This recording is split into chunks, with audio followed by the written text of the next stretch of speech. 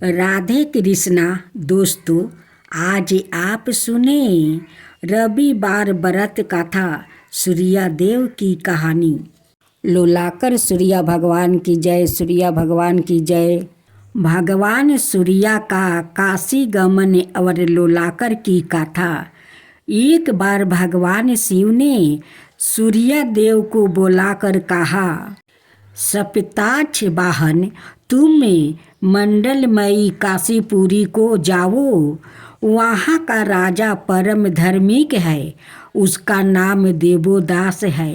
राजा के धर्म विरुद्ध आचरण से जिस प्रकार काशी उजाड़ा जाए वैसे ही उपाय करो, परंतु उस राजा का अपमान मत करना, क्योंकि धर्म चरण में लगे हुए सत्य पुरुष को जो अनादर किया जाता है वो अपने ही ऊपर पड़ता है और वैसे करने से महान पाप होता है।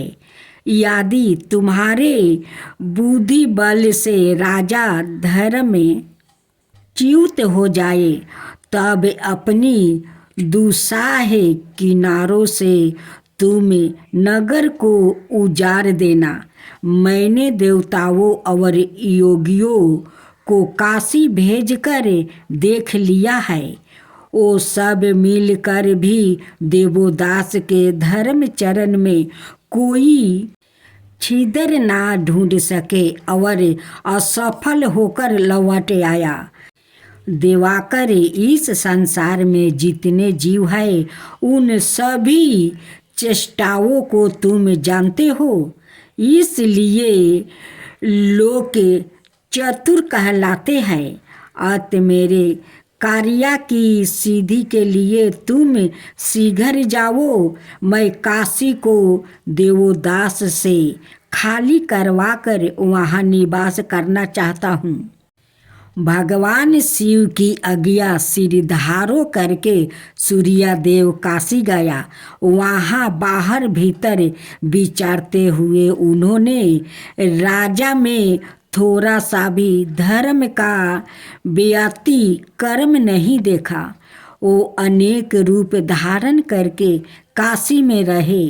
कभी कभी उन्होंने नाना प्रकार के दृष्टानों और कथन को द्वारे अनेक प्रकार की व्रत का उपदेश करके काशी के नगरवासियों को बहकाने की चेष्टा की, किंतु वो किसी को भी धर्म मार्ग से डिगाने में सफल नहीं हुआ।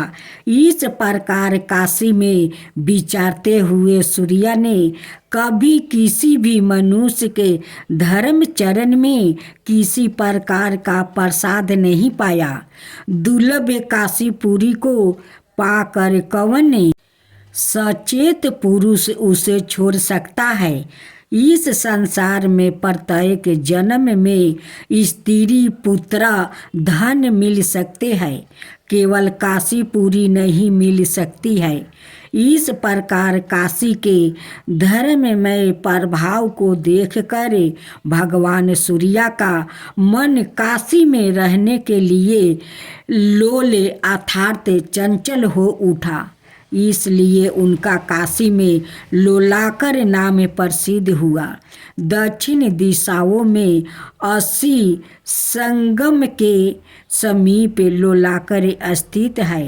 वो सदा काशी में रहकर काशी निवासियों को योग क्षेम का वाहन करते हैं।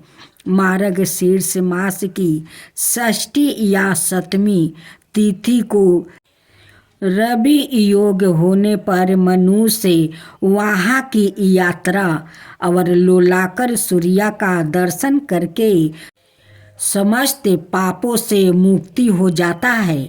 जो मनुष्य रविवार को लोलाकर सूर्या का दर्शन करता है उसे कोई दुख नहीं होता है। अब सुने उत्तराकर सूर्या की महिमा। बलिष्ठ दैत्यों द्वार देवता बार बार युद्ध में परास्त हो जाते थे। देवताओं ने दैत्यों के इस अत्याचार से सादा के लिए छुटकारा पाने के उद्देश्य से भगवान सूर्य की आराधना करने का निश्चय किया।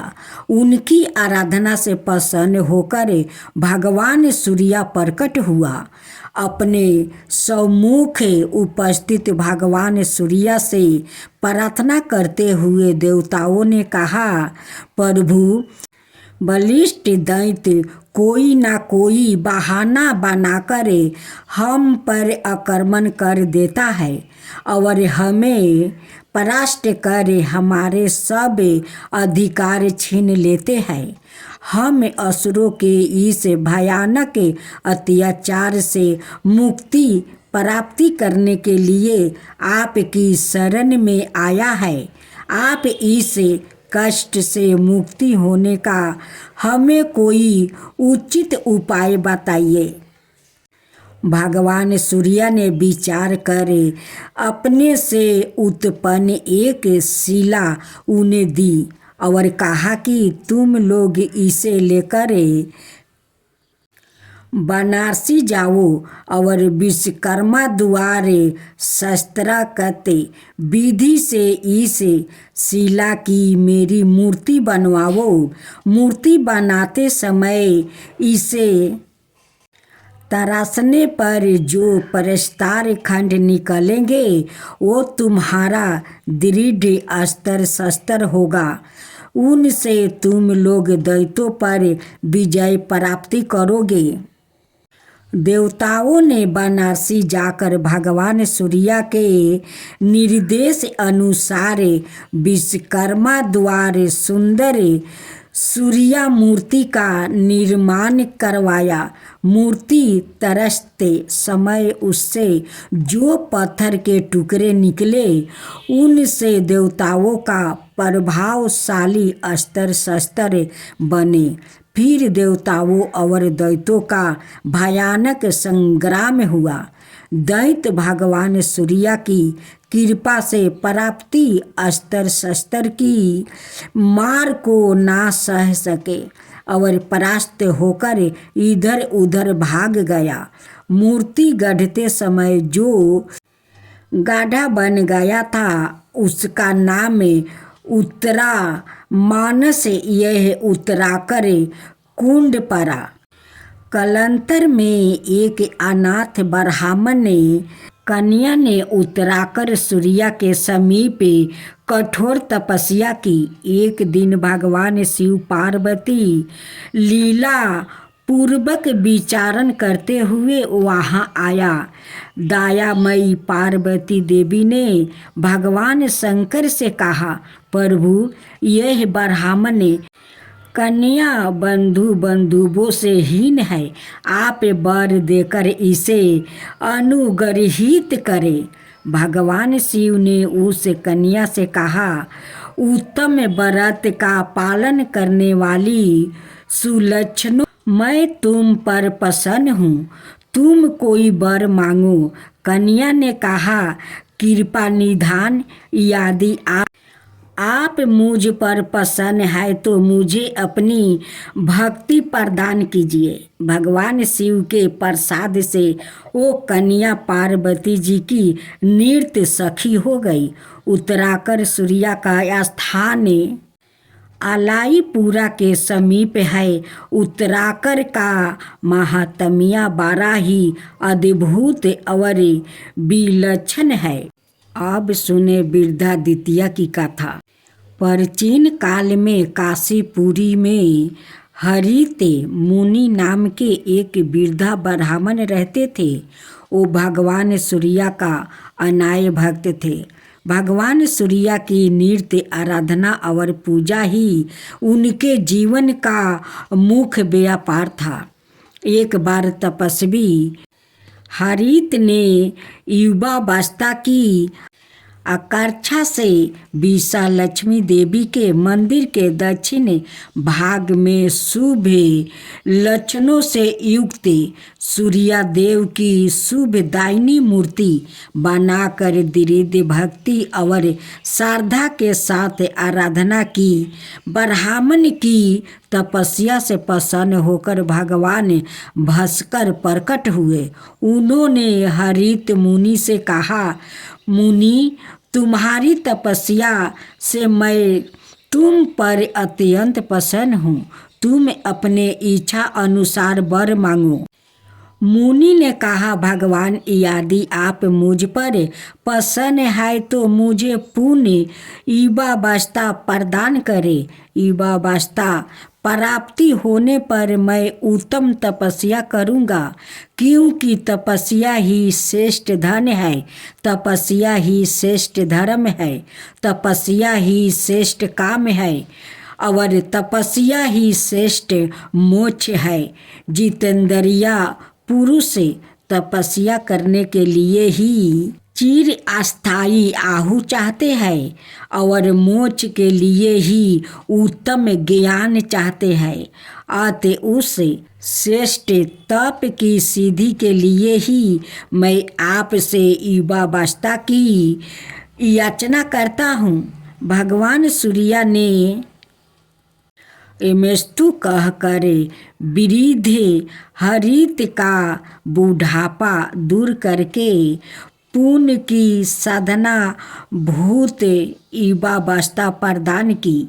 इस प्रकार वृद्ध हरित ने भगवान सूर्य से युवावस्था प्राप्ति कर बहुत दिनों तक उग्र तपस्या की। तपस्या के दिव्या तेज से उनका रोम रोम प्रज्वलित हो उठा और अंत में उन्हें भगवान सूर्य के दिव्या लोक का अक्षय सुख प्राप्ति हुआ। वृद्ध से पूजित होने के कारण भगवान सूर्य काशी में वृद्ध द्वितीय के नाम से प्रसिद्ध हुआ। तपस्वी हरित द्वारे स्थापित वृद्ध द्वितीय की उपासना करके बहुतों ने सिद्धि प्राप्ति की है। वो बुढ़ापा, दुर्गति और रोगों का नाश करने वाले हैं। अब सुने केशवा द्वितीय का महात्म्य कथा। एक दिन आकाश में विचरण करते हुए सूर्यदेव ने काशी में भगवान केशवा को विश्वनाथ जी की पूजा करते हुए देखा। वो कौतूहल बस दूसरे रूप में आकाश में उतर आया और भगवान केशवा के समीप जा बैठा। जब भगवान विष्णु ने शिव पूजा समाप्ति की तब सूर्यदेव ने हाथ जोड़कर उन्हें प्रणाम किया। भगवान विष्णु ने भी उनका आदर पूर्वक नजदीक बैठा लिया। अवसर पाकर सूर्यदेव ने पूछा, जगत तपते, आप संपूर्ण विश्व के पालन और समस्त जगत की आत्मा है। यह समस्त संसार आप से ही प्रकट होता है और आप में ही लय को प्राप्ति होता है। आप यह किसकी पूजा कर रहे हैं? आपके इस आश्चर्यमय कार्य को देखकर आपने कौतूहल को शांत करने के लिए मैं आपके नजदीक आया हूँ। भगवान केशवा ने कहा, भास्कर, सब कारणों के भी कारण उमापति महादेव ही यह सबर पूजिया है। जन्म मृत्यु के अवर जारा का नाश करने वाले एकमात्र मृत्युंजय ही पूजिया देवता है। जो त्रिलोचन के सेवा अनाय किसी की पूजा करता है वो आँख वाला होने पर भी अंधा ही है। यहाँ भगवान शिव के श्री विग्रह की पूजा करके मनुष्य चारों पुरुषार्थों को सहज ही प्राप्ति कर लेता है। काशी में शिवलिंग की आराधना करके मनुष्य क्षण भर में सैकड़ों जन्म के चिंतित पाप मुंह से मुक्ति हो जाता है।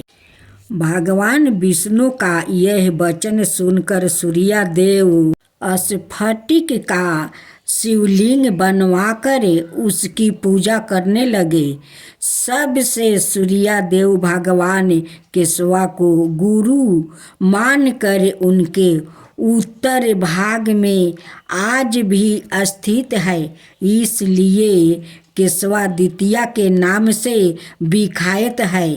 वो काशी में अपने भक्तों के अज्ञानमय अंधकार को दूर करते हैं और उनमें पूजित होकर उनको मनोवांछित सिद्धि देते हैं। श्रेष्ठ मनुष्य काशी में केशवा द्वितीय की आराधना करके उस उत्तम ज्ञान को पा लेते हैं जिसमें मोक्ष की प्राप्ति होती है।